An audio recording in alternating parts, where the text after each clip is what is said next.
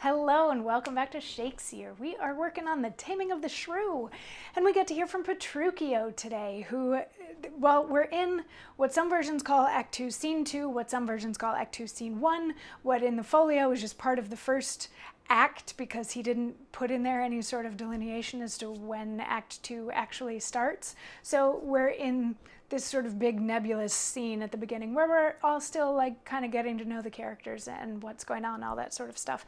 So Petruchio, if you remember, has come to Padua. He's the son of Antonio because he's looking for a wealthy wife, and his friend Hortensio told him that Baptista has these two daughters, Catherine and Bianca, and Catherine needs to be married off before Bianca can get married.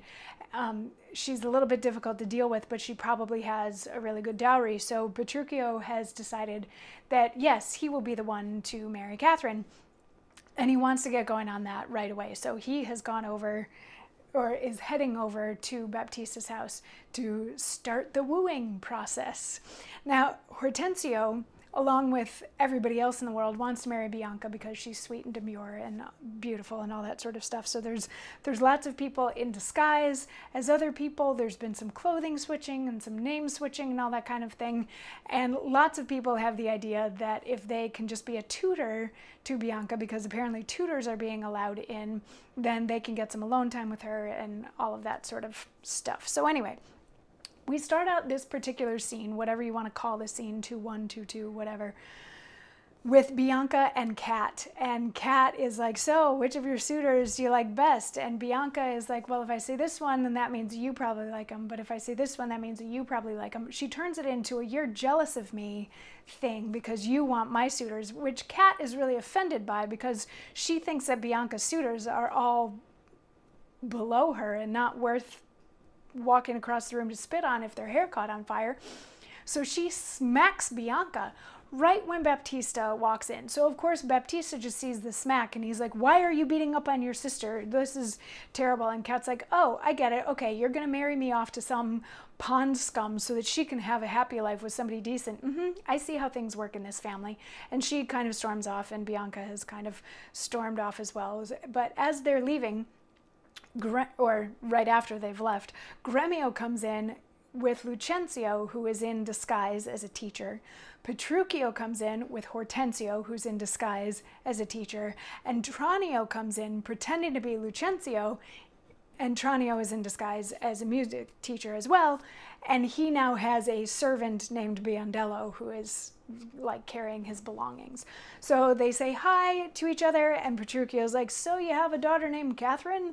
And Gremio's like, no, you're going about this all wrong. And Petruchio says, you wrong me, Signor Gremio. Give me leave. I am a gentleman of Verona, sir, that hearing of her beauty and her wit, her affability and bashful modesty, her wondrous qualities and mild behavior, am bold to show myself a forward guest within your house, to make mine eye the witness of that report, which I so oft have heard, and for an entrance to my entertainment, I do present you with a man of mine, cunning in music and the mathematics, to instruct her fully in those sciences, whereof I know she is not ignorant. Accept of him, or else you do me wrong. His name is Licio, born in Mantua. So he's like, Gremio, hush a second, I have some things to say.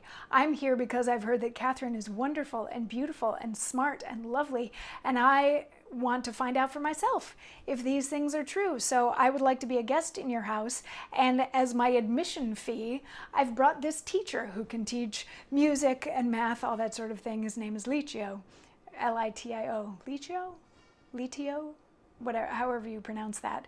But he presents Hortensio as Licio, this music teacher. And Baptista is like, Catherine's not going to go for you.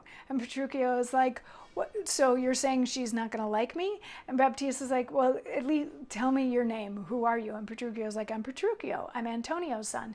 And Baptista's like, oh, I remember Antonio. Okay, fine. You can stay just because I knew your dad. And he was like a good friend of mine.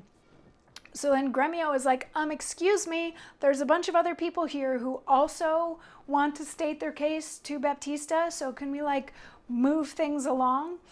And Petruchio's like, okay, sorry, I'll take a step back for a second. So Gremio then introduces Lucentio as Cambio, a man who can teach music and language and math. And Baptista's like, okay, cool. And then Tranio stands up, pretending to be Lucentio, and he says, tomorrow's monologue. So I'll see you then for that. Mwah.